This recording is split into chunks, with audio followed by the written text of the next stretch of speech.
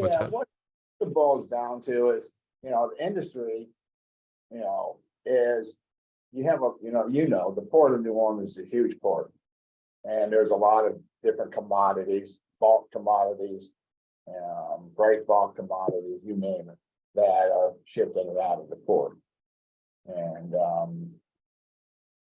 the industry that I found myself in, you got involved with various customers who were either importing or exporting products, and they needed a third party, independent third party out, on their behalf to monitor the activities that were taking place. Okay. Let me do this quick intro and then we'll get into that as we go.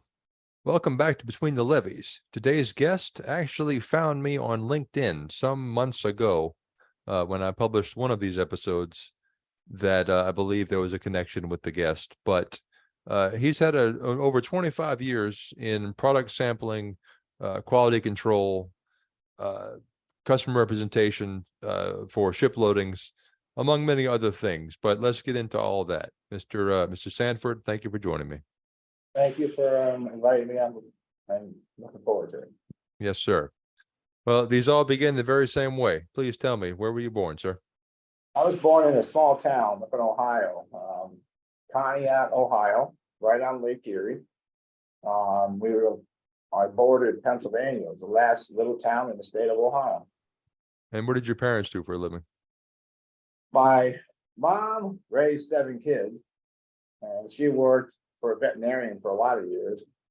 My dad worked at a local terminal, cargo terminal, that loaded coal and iron ore at a coal terminal and ore terminal. A lot of the products were shipped along the Great Lakes years ago, between a lot of steel mills and a lot of coal went over to Canada at the time. He worked there for 25 years until he retired. And what did he do there? He did everything. He started out as a general laborer, learned how to operate all the equipment that was needed to unload rail cars, how to reclaim stockpile coal piles, how to load ore into rail cars. He was a general laborer and got to the point where he was a supervisor.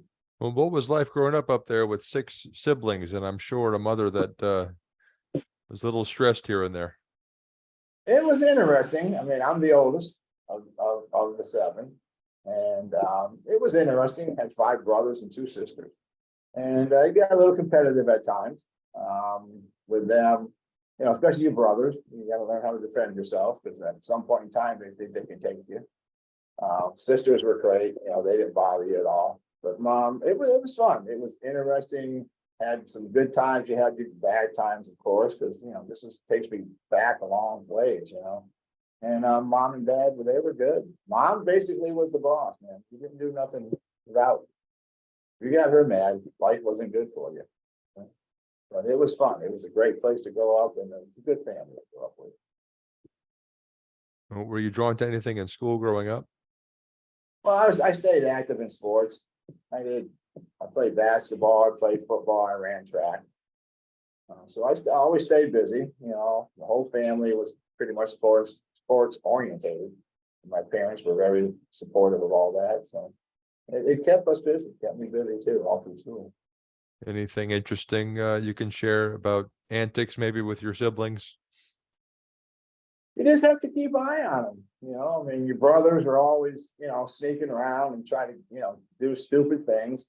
I mean, there were times where, you'd get 1 or 2, you'd go in your room and you couldn't find something because they were playing games with you. Or you'd get 1 or 2 who would get a little attitude with themselves and, kind of push up on you and stuff. You just had to show them the way. But it was just normal big family stuff.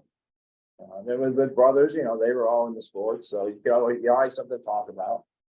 Try to outdo each other at some point. We were pretty much born back to back to back. Mom was busy. What was the age difference from first to last? Well, I'm 66. 15 years. Okay. Did you attend college? No, no. Just something I just didn't really find myself getting into. I graduated high school and worked locally for a few months. And then I ended up moving to Houston. I had a cousin in Houston. And I moved there, spent 2 years in Houston, and then moved back home for about 4.5. And that's how I got into the industry I was in for all those years. I had a cousin who was a manager of a company, local company that ran mechanical sampling operations, which are designed to collect coal off a moving conveyor and process it. And we did field work. So he kind of brought me on board and got me started into it. And it was just along the Great Lakes doing other stuff.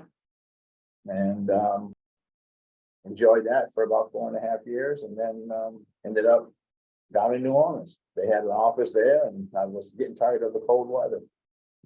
And they, allowed me to move where I was at down into New Orleans.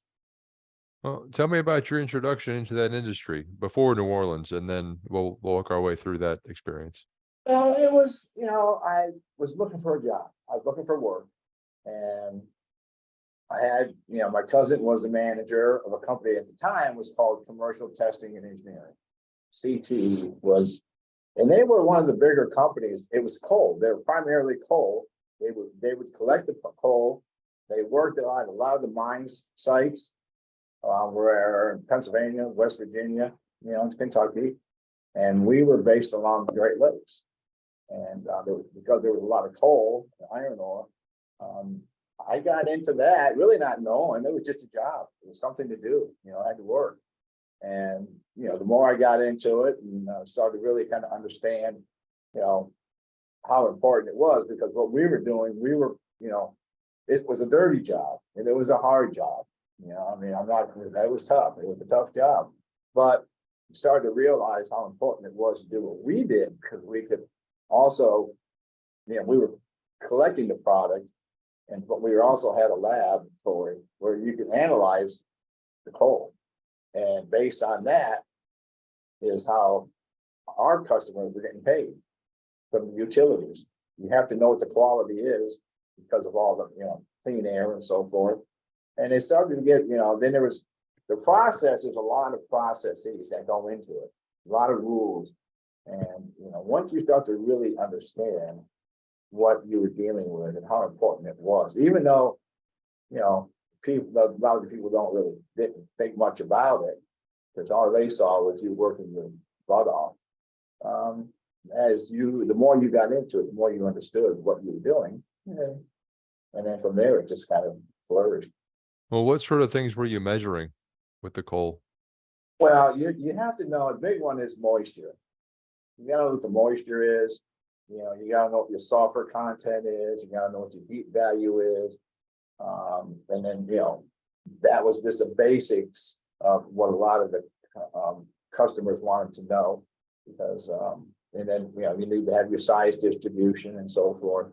So, because the utilities had parameters they have to follow. So if you could create, get the test out and turn the analysis over to them, they knew what to expect, what they could do. They could determine how they had to burn the coal in their furnaces and so forth. So it was at the time, it became very interesting to me. Well, as I do appreciate your choice of shirt to wear for this little interview, let's make our jump to New Orleans. Tell me about moving down here from Ohio. Well, I was looking to do something different. I lived up in Ohio. I was in my mid-20s at the time, and it was just I was getting bored, really. And we noticed that the company itself had business cards for the managers and so forth. And I got one of them, and I noticed that they had an office in operations in New Orleans. And I went to my boss and said, listen, I'm not happy here anymore. What do you think the odds of me being able to, go to New Orleans and work for the company down there? And he gave me an opportunity to contact them, which I did back then. That was back in late 1983. And I contacted them and explained to them who I was. And then they called, talked to my boss, and it took a couple of weeks later, they called me back and said, hey, you're really interested, come on down. So I headed to New Orleans. And were you looking at cargoes other than coal then, or commodities other than coal? Up on the lakes, no, it was primarily coal and ore, iron ore. And that's what we dealt there. But once I got down to New Orleans and the company there, that was the same company, once I got there, we were primarily doing the same. A lot of coal was being shipped through the lower Mississippi overseas.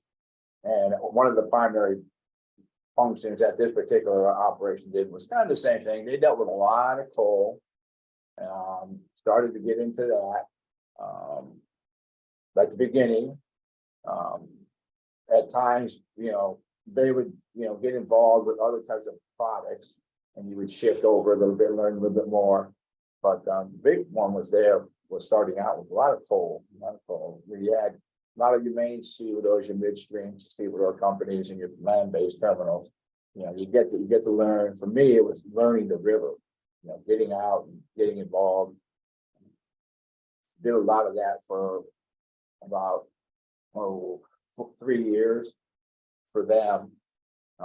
And then it started to move into different, opportunities and within the company itself, and kind of move forward with them. I was with them for quite a few years. Well, what was one of the most surprising things about New Orleans that you discovered when you got down here? For me, coming in and just having some time to move around New Orleans and learn a little bit about it. It was initially, it was just, the city itself, big party city, a lot of conventions, a lot of things going on, a lot of things happening. You got Mardi Gras, you have Jazz Fest. I got to experience, those my first time. Then, just all the little, festivals that they have all over the place. And learning. I mean, I, got there and I get out, on the river, working, meeting people. You open your mouth and they know you're not from there. You just, it's all I used to hear. Well, you're not from here, are you? I said, no. And then, the dialects, the trying for the, first time out is learning the East Bank, the West Bank, and the little competitiveness that you always seem to have between the East Bank and the West Bank. And just, just learning the general environment was fun. It was really enjoying. What about the river sort of captured your attention as compared to maybe the Great Lakes? Well, the Great Lakes, when I was there, they're this, you're dealing with ships on lakes. The ships themselves, the vessels that you're dealing with, are a completely different configuration. They're low draft. They handle, say 35, maybe to 45,000 tons of product. Mississippi River, moving down there and getting involved and starting to learn, and you see the size of the ocean vessels. These are blue water vessels. These things are huge. You start to understand, you see them and you're starting to work around them, and you're realizing that they can hold a lot of cargo. The tonnage on these things is ridiculous. And it was just that. And then the river, the barges, learning the river itself, the different mile markers, where you had to go, try to find a barge fleet. It was always interesting initially when I got there. We'd go out to different barge fleets and you're trying to find the barge, where the barges are at. And, you call the fleet location and they say, well, you get on River Road, you drive up river, and you're trying to think. For me, it's like, well, up river, okay. Where the hell is River Road first? And you learn it. And then you go up River Road and then they tell you, well, look for a big rock. Colored, red, white, and blue. When you see that rock, there's a road. The road over the levee, and we're on the other side of the levee. And it's just learning all that. It was, to me, it was fun to learn. And it was from Baton Rouge all the way down to the end of the river. And the activity that goes on in the river, we're not the company, a lot of the stuff we did, of course, involved us being on the river, going into the fleets, getting on the barges, having to board the vessels up the water, the gangways, working on the vessels, and trying to understand, what to do, what not to do, how dangerous the river actually is. You see all these people working on it and involved with it, but then you get to learn as you move on. You get to learn how dangerous it can be. And you have to learn how to pay attention. And I just enjoyed learning all that. Do any major incidents come to mind from your time down here? Well, I mean, over the years, there were a lot of different incidents. It's on the river. Unfortunately, people fall in the river. It's not a joke. It's not a game. But you start to understand that, you got to wear that orange vest. And not to make fun of it, because it's not. It's a very serious situation. But he was always, told, keep that vest on. You fall in that river, you might make it. The odds are you're not going to make it. But we can find you later. You hear different, situations where men, primary workers, would fall in the river. That always got to you. Always bothered you. Because sometimes you might know the location that somebody was at, or a company that was involved with losing an employee. Ourselves, over the years, for me, I worked with a couple of different companies over the years. We were very fortunate that we had never lost anybody. Had a couple go in the river. We were fortunate enough to get them out. But it's a dangerous activity. It's not an easy one. You got to pay attention. Absolutely. How did your career advance beyond that first job that moved you down here? It was just over the years, you work with the company, and they get involved with different customer base. The company I started out with, Commercial Testing and Engineering, was bought up by a company called SGS, which is a Swiss company, and they moved in and they bought our company up. And when they did that, the types of products and business lines that they have seem to work down here in New Orleans, because it expanded our customer base. We were dealing with, you still dealt with a lot with coal, because that was your background, but then you found yourself dealing with fertilizers, dealing with concentrates, dealing with alloys, different types of materials and products that are brought into New Orleans to discharge for their customers. So over the years, you just started to expand into different types of products, and you had to learn them. I was fortunate enough to be able to expand my career from working in the field to supervisor to manager, and then move up the chain a little bit more. And of course, that just takes time. And it looks like after SGS, we went to SAI Gulf. What did you do for them? SAI, I was with them a couple times. I came in as a field manager initially, helping them manage their field operations, setting the crews up and making sure things got done and taken care of, making sure everything was brought back and everything was set up the way it was supposed to be. And then I moved away from them for a few years, and I came back to them. And when I came back to them, I came back as a division manager.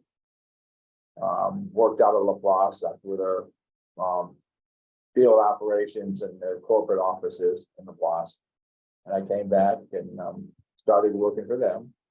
And it was just that. By then, I'd been in the industry for quite a while and gotten to know a lot of the players and the companies along the river. I came back and kind of took over and helped promote and increase the workload for the company, for SAI Golf. Had a great, boss. Gave me a lot of freedom. Dealt with a lot of customers. Kind of pretty much, kept on top of a lot of that operations in our area. And which opened up a lot of, just going out and having fun, meeting people was a big one. And then with their primary thing was, a lot of it was coal, going out and sampling barges, getting product out of the barges with a lot of the different coal shippers that were utilizing the lower Mississippi to get their product out. Then there's mechanical sampling systems, they call them, that are positioned at all the coal terminal, export terminals along the lower Gulf, up from the Burnside area down through Convent, all the way down through the lower part of Plaquemine. We were fortunate enough to be able to work our way into those facilities, and ended up taking over those operations and building on them. And that was a big plus for us. That was a big move. It took a long time to work our way that way, but we were very fortunate enough by hard work to get ourselves positioned in a good area, good opportunity, and to this day, they still are dominating that industry down there. And along the way, it appears you became, what is this, health, safety, and environmental manager? Yeah, that was an opportunity. The company ourselves, SAI Golf, when I was working for them, we were owned by 3 other companies that were in the same industry, but they had grown together to create SAI Golf. That was their idea, was to put us together so we can compete in the golf area. In the industry, we were going after mechanical sampling operations that were set up already and operated by another company. And our goal was try to get our foot in the door, and we were able to do that. And then we were able to expand. Once we got in there, we expanded our operations. And as we expanded our operations, the partners decided through, Tim Hale, the president of the company, they were concerned because it is, you expand out, you got a lot more employees, and you're dealing in environments you're on other companies' property. You have a contract, you're going in and you're dealing with conveyor systems, and a lot of safety concerns at that point. And they were concerned that we needed to do something. And Tim came to me and said, hey, we would like to have you move into this position. And, I knew the industry, I knew what we were doing and the concerns and the safety concerns regarding that. But it was, for me, it was a big move. I moved into it, and it was a big move because it was a lot more. All of a sudden, you're starting to learn a lot more. You're more responsible. You got to be on top of your game. You have to learn the safety processes. The employees really have to understand it. And we have 5 operations in the New Orleans area. We had some over in Texas also, one in Mobile. So when you start spreading those out, they thought they needed to have somebody that could kind of stay on top of that and make sure that we're following our safety processes. You also have to, take into consideration that all these facilities have their own safety rules. So everybody's got to play, everybody's got to stay on the same page. And so I moved into it. I did it, up to the point where I just retired, and I enjoyed it. It was a good learning experience. It's something that I never thought I'd get involved with, but it was a good opportunity. My boss at the time gave me an opportunity to get out and go to different, conferences and learn a lot more about it, and gave me some freedom and all that. So I did enjoy it. It was challenging at times. You got to try to keep on top of it and hope that your people don't get hurt. When they do, how to react to it. But I enjoyed it. It was something new. It was a different challenge to my career at that point. Thereafter, it appears Alfred H. Knight, business development manager. Was that role? Yeah, they approached me. I was in the latter years of my career at that point. And, this group came to me and we started talking, more like a business development kind of opportunity. Never really thought about it much at all beforehand, but they came to me. They're a European outfit. They moved into the New Orleans area. They were a very small company. They got into they did some minor, minerals work, heavy metals and so forth. And then they got into wood pellets. Wood pellets have become a pretty good sized industry right now up in Baton Rouge. They had a big contract, but they came to me. They were looking for somebody to help them try to promote their business, and they were trying to get into the coal side. And they came to me, and we just sat down and talked, and I got it. They gave me a good offer, and I'd never had done anything like that before, and it was like another challenge that I said, hey, let's give it a shot. So I moved over to them, and I was with them for a couple of years.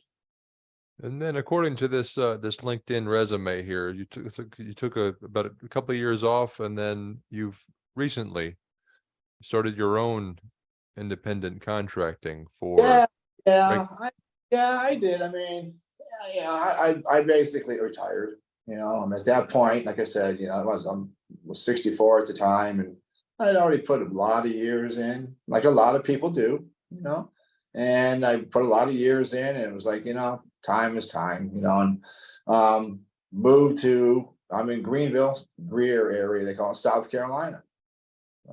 And I moved up here, and there's a beautiful woman that I'm with, and was the reason I moved. And I decided, listen, I'm done a lot of things over the years, so I just kind of put my own, like they always say, put your own name out there and see what happens. And I'm doing some contract work right now for a company out of New Orleans and Houston. It's Bureau Veritas had reached out to me, and I've been doing some contract work for them, and I enjoy it. It fills in the gaps. I'm enjoying my retirement. I enjoy where I live. Beautiful area. I love the outdoors, and so we're always out doing something. And this contract wise, and what I'm doing now, it just kind of fits, into everything. I really enjoy it. And what is the work you're doing now? What it is, it's just a lot of inspection, same kind of work. This particular group that I'm dealing with, I'm dealing with one group that deals with precious metal byproducts of precious metals. They find themselves in Alabama area, North Carolina area, and I'm going in. What's happening now is this group, you go in for their customers, and they have waste product after the refining of the products, and it's the leftover, the waste, and there's still value in that, and there's companies in this area that can take that product and refine it even further down to ingots. So it's like a steel mill, how you see them melting everything down. They can take it and melt it down, and there's value in it for the customer. And my job is to watch it come in the door, watch it goes through its processes, and you've got so much tonnage of the product that comes in the door, and by the time it's finished, you want to make sure that they've been able to recover, because there's different processes they follow to break it down, and so where they can utilize it. So you want to watch the beginning and then to the end, and you want to have like 99.5% recovery of what came in the door and it comes out. So you just follow the process and you watch it. I mean, it's not hard work, but there's a lot of value in what these companies are doing. So, they call me up and say, hey, or they'll send me an email, say, hey, here, we got this going on. Are you available? And, I'll just go in to take care of it. And they're keeping me busy. So I'm not, it's easy work. But you got to pay attention. You got to know what the heck you're looking at.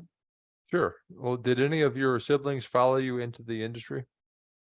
No, no. They all stayed up in Ohio. They all did stuff, different things. I had a brother who did work for the, initially for the same company. But that wasn't his thing. But they all just, four of my brothers, well, all my brothers stayed up in the little town we grew up in. I got a sister there. And then I got another sister who moved to Leesburg, Georgia, and she's been there forever. But no, they all stayed, close to home. It's a beautiful area. You're on the lake. It's a beautiful town, beautiful in the summertime, cold as crazy in wintertime. But I was the only one that really, being the oldest, I just said, hey, there's no reason to stay around.